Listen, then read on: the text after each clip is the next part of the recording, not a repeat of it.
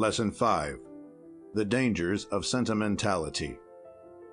The Shogun says, "There are sentimentalities of many kinds. Some present less dangers than others, but from every point of view they are prejudicial to the acquisition and exercise of common sense. To cultivate sentiment over which the will has no control is always to be regretted. Sentimentality is multiform. It presents itself at times under the aspect of an obscure appeal to sensuality, and brings with it a passing desire of the heart and of the senses, which produces an artificial appreciation of the emotion felt. In this first case, sentimentality is an unconscious manifestation of egotism, because outside of that which provokes this outward manifestation, everything is alienated and becomes indistinct. The incidents of existence lose their true proportion, since everything becomes relative to the object because of our preoccupation. The impulse reigns supreme there when sentimentality establishes itself, and the desire of judgment, if it makes itself apparent, is quickly shunned to the profit of illusory reasons in which pure reason does not intervene. This sentimentality, amalgamating the springs of egotism, bereaves the soul's longing of all its greatness. The anxiety to attribute all our impressions to emotion is only a way of intensifying it for our personal satisfaction, at the expense of a sentiment far deeper and more serious, which never blossoms under the shadow of egotism and of frivolous sentimentality. Never will common sense have the chance to manifest itself in those who permit such ephemeral and enfeebling impressions to implant themselves in their souls. However, they must be pitied, because their artificial emotion often results in a sorrow which is not lessened by repetition, but whose manifestation is none the less prejudicial to the peace of their being. All those who do not harmonize common sense and the emotions of the heart become passive to the investiture of a sentimentality which does not wait to know if the object be worthy of them before it exists in consciousness. From this state of mind arise delusions, and their recurrence entails a defect in the conception. Men who are often deceived in allowing themselves to feel a sorrow, which is only based on the longings of sentimentality, become pessimists quickly, and deny the existence of deep and enduring affection judged from its superior expression. This superior expression of sentiment is freed from all personality and such judgment which differentiates it from other sentiments.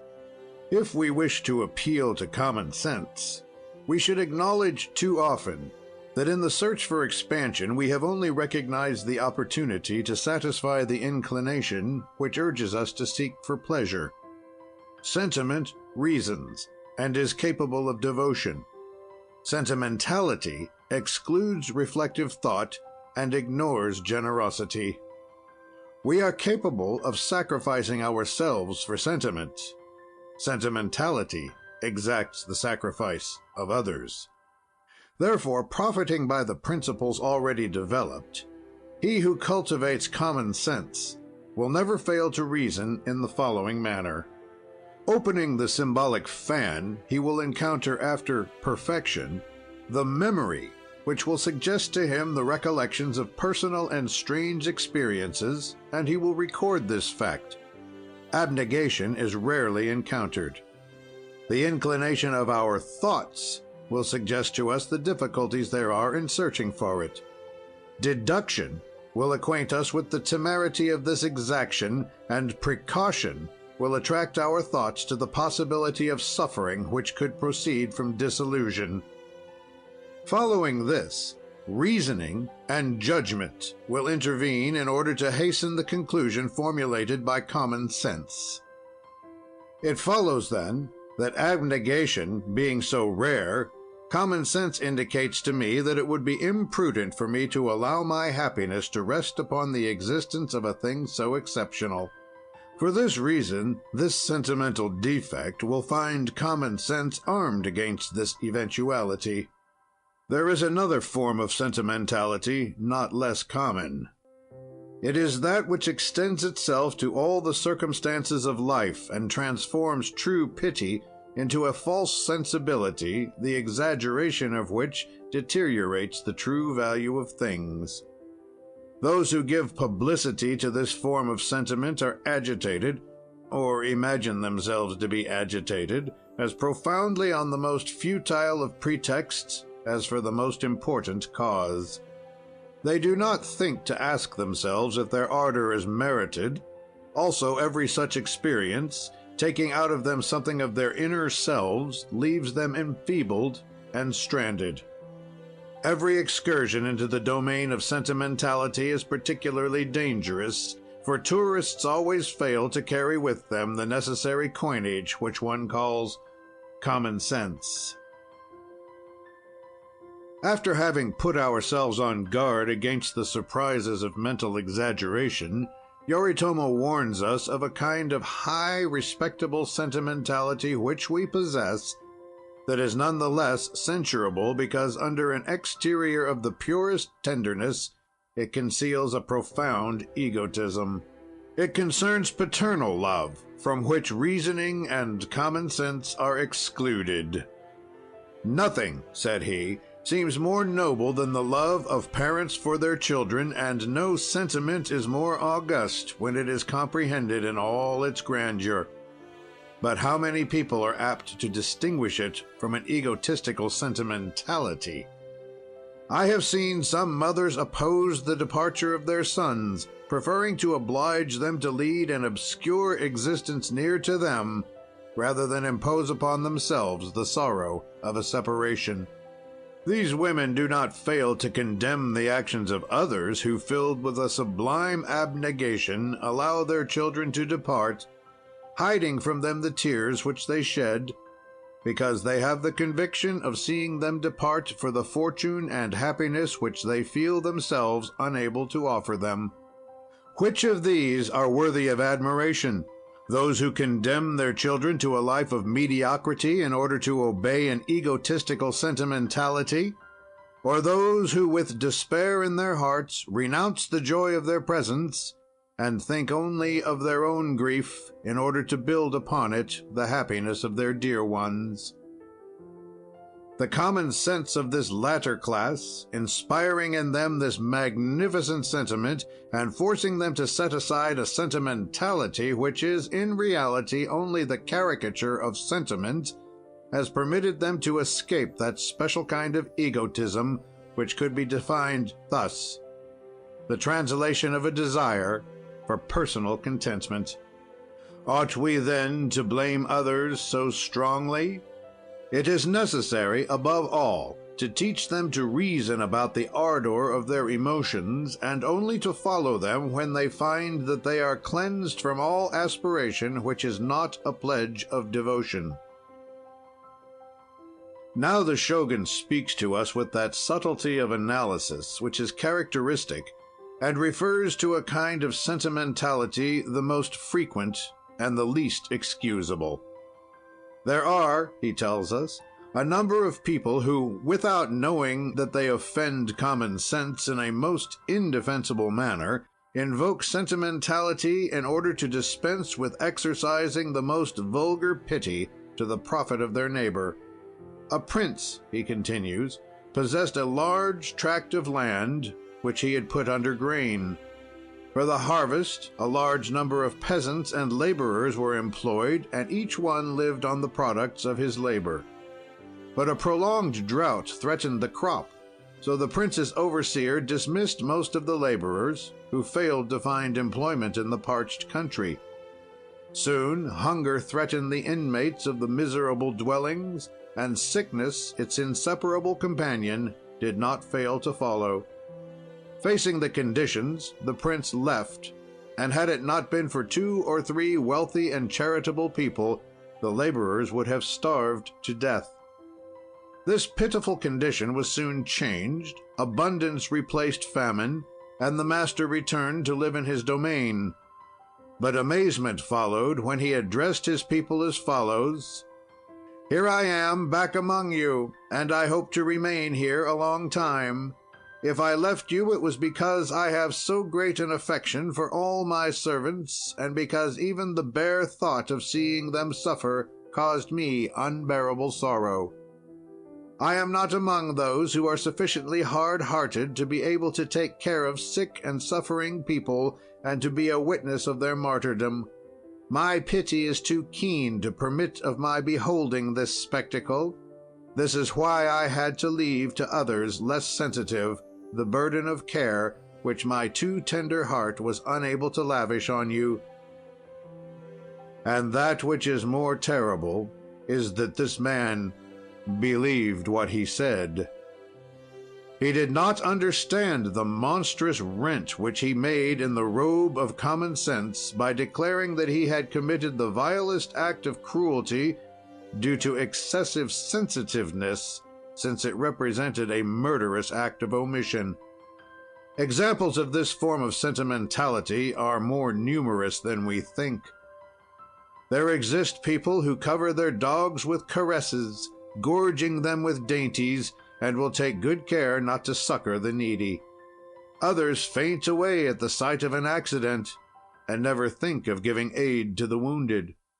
One may observe that for people exercising sentimentality at the expense of common sense, the greatest catastrophe in intensity, if it be far away from us, diminishes, while the merest incident, a little out of the ordinary, affects them in a most immoderate manner if it be produced in the circle of their acquaintances.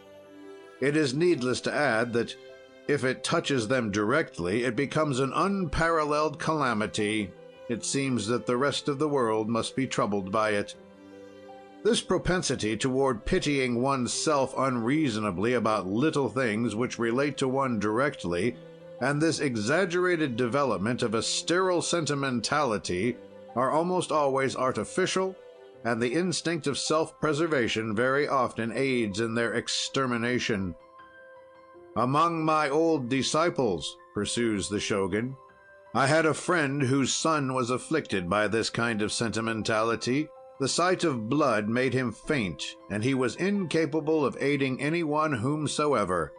That which he called his good heart, and which was only a form of egotistical sentimentality, prevented him from looking at the suffering of others. One day, a terrible earthquake destroyed his palace.